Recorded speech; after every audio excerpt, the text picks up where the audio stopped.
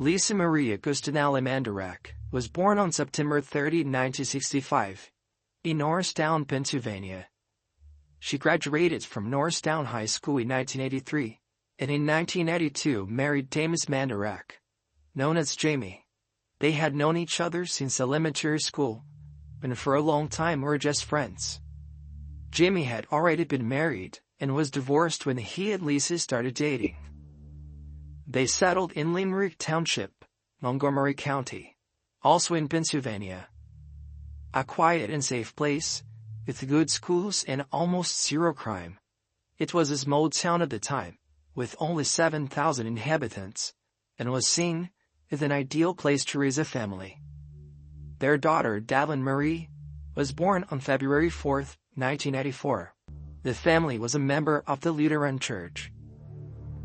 Those who knew Lisa described her as a happy, optimistic person who always made others smile. She worked at a food distributor, and her routine was exhausting. She also worked as a caretaker on weekends with her husband to increase the family's income. And whenever they could, they did volunteer work for a local NGO that took care of homeless people and abandoned elderly people. On the other side of town, we have Caleb Fairley, a deeply unhappy and embittered person, known for walking alone and never participating in any town celebrations. He was born on October 21, 1973, the eldest child of 5. His parents were James, a pharmacist, and Ruth Fairley, a businesswoman.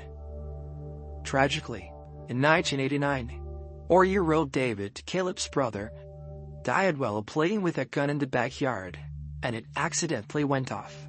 Neighbors reported that they often saw Caleb and David playing together in the family pool, and he apparently never got over his brother's death.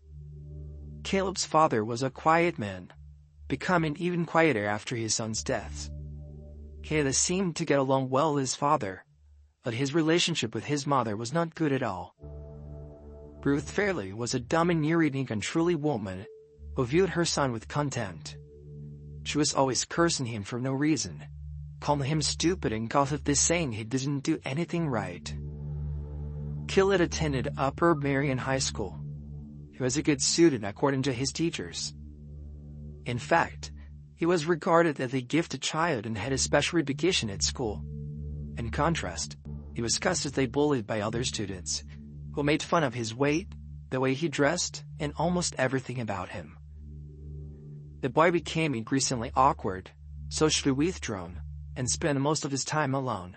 He had little experience with women.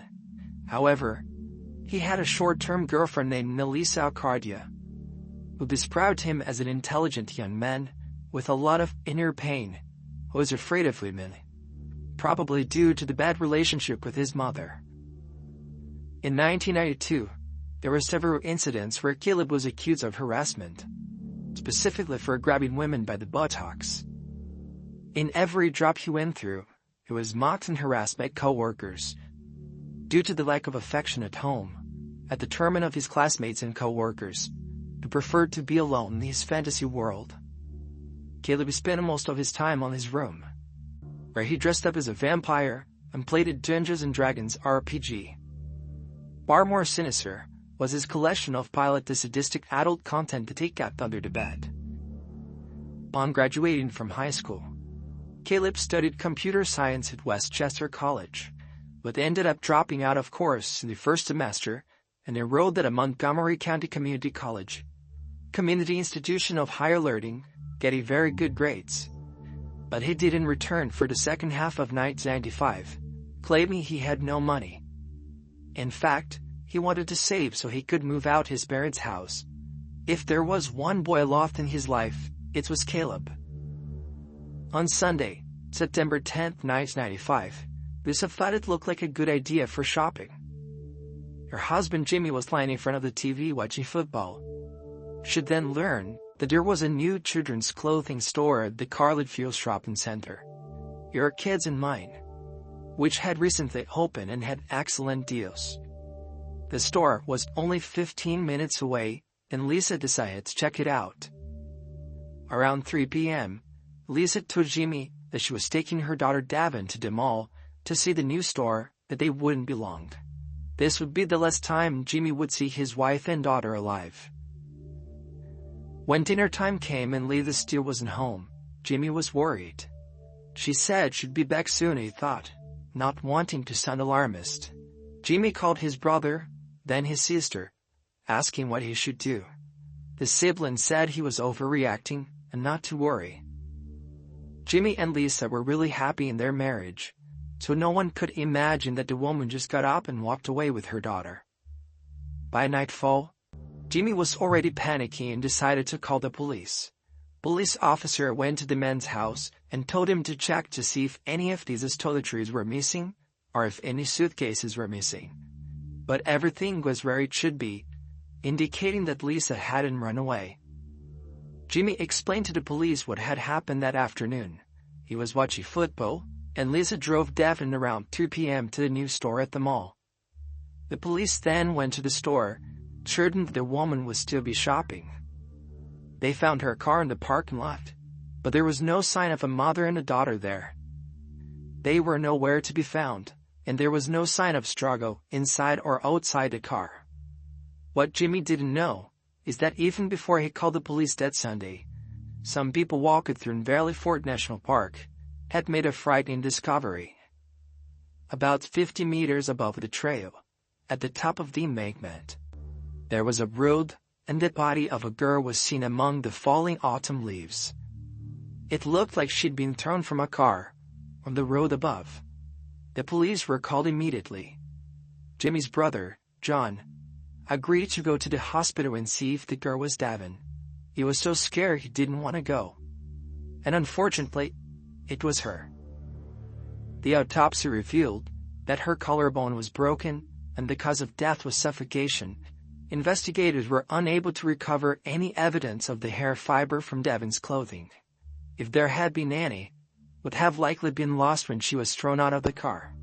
Naturally, as always happens when a wife and daughter go missing, although Lisa hadn't been found yet, the husband comes under immediate suspicion. Lead investigator on the case, Lt. Richard Paffel, said in an interview that he was suspicious of Jimmy, or refusing to identify his daughter's body, adding that this was a very unusual choice on the part of the father who had lost a child. Lisa's family members sided with Jimmy, insisting that Lisa and Devin were his world, and that he would never do anything to harm them. The couple's neighbors also told the police that Jimmy's car had been parked in the garage all afternoon, providing the man with an alibi.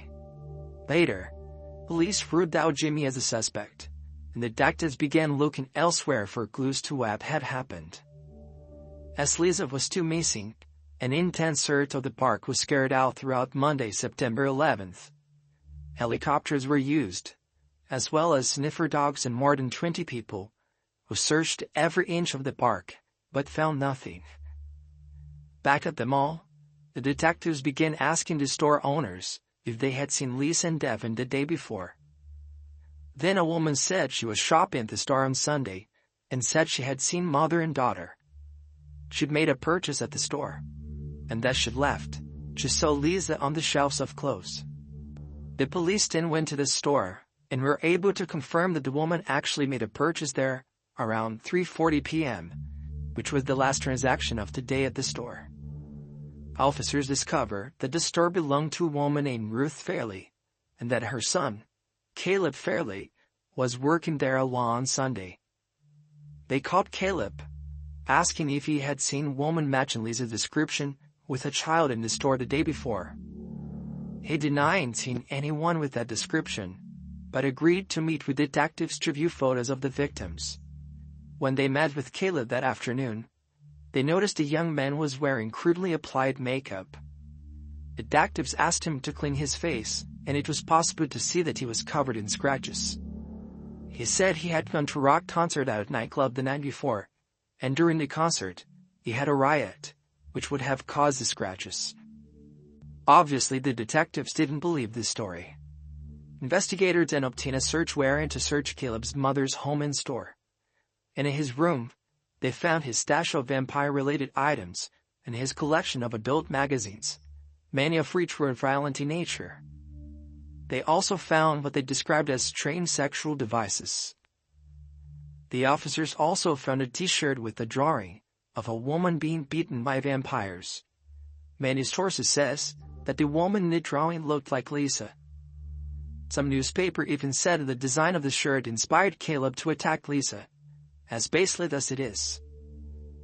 In a search of the store, authorities found several videotapes showing women and children changing clothes in the changing room. They had been filmed through a hidden camera that Caleb had placed on the scene without anyone knowing. A witness came forward to detectives, saying he saw someone in the store vacuuming before closing on Sunday. Upon examining the vacuum cleaner, detectives discovered a series of long, black hairs surrounding the vacuum cleaning brush. However, they couldn't compare them to Lisa's because she was still missing. Ultraviolet light was used to identify bodily fluids in the store's carpet, which reviewed the various types of fluids, such as seminal, saliva, and sweat. The semen stains matched the blood sample taken from Caleb Fairley.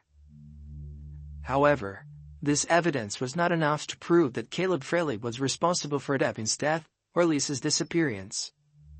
Although the saliva found in the store matched that little Devin, it was also not enough to prove that Caleb killed her, just proving that she had been in the store.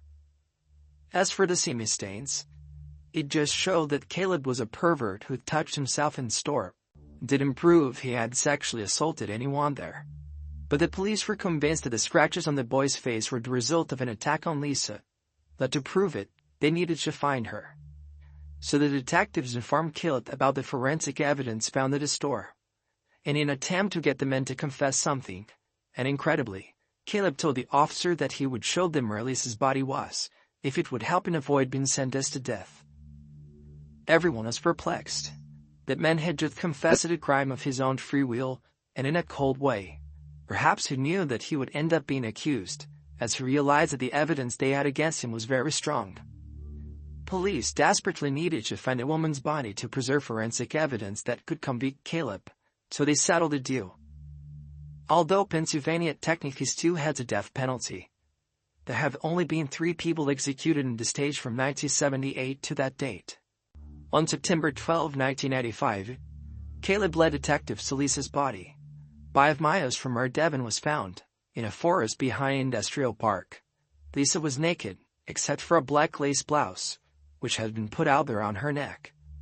As they suspected, Lisa's fingernails were broken and bloody. Later, forensic analysis performed on the nails revealed that the DNA found on them matched that of Caleb Fairley, and the long dark hair found in the vacuum cleaner actually belonged to Lisa. After further analysis, Lisa suffered several other injuries in the attack. Her body was covered in bruises, and 5 of her ribs were broken. Like the daughter, she was too strangled. Caleb Fairley was arrested and charged with the deaths of mother and daughter. Incredibly, he pleaded not guilty but later confessed to everything. His trial began on April 10, 1996. The charges Caleb faced include 2 counts of first-degree murder, 2 counts of aggravated assault, and abuse of a corpse. The prosecution portrayed Caleb as a pervert addicted to adult content, saw Lisa as a physical description of limiting their most perverse fantasies. According to prosecutors, the crime took place as follows. When Lisa and Devin entered the store, Lisa immediately caught Caleb's attention. Since it was just him, Lisa and Devin alone inside, he snuck up to the front door and locked it. Mother and daughter were near the back to the store, where he cornered them. Caleb said he knocked Lisa to the ground and tried to sexually assault her, but she struggled, kicking, clawing, and screaming. Infuriated by her resistance, he put his hand around Lisa's neck and choked her. So he did the same with Devin. Frustrated that he had been able to commit the abuse, he found himself looking at the woman's body. He then dragged the bodies to his car, and amazingly, he managed to do it without anyone seeing. Afterwards, he dumped Devin's body from the vehicle in the park and placed Lisa's in the woods. Caleb didn't say anything during his trial, and his lawyer pleaded insanity. After 4 days of testimony, the jury deliberated the sentence. he was sentenced to 2 consecutive life sentences, without the possibility of parole. Today, at age 47, he is incarcerated in the State Correctional Institution. The man has to fight a series of appeals to have a new trial, but none were heard.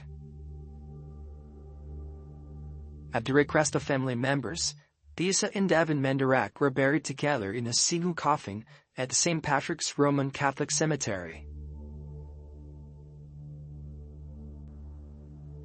Well guys, that's it for today.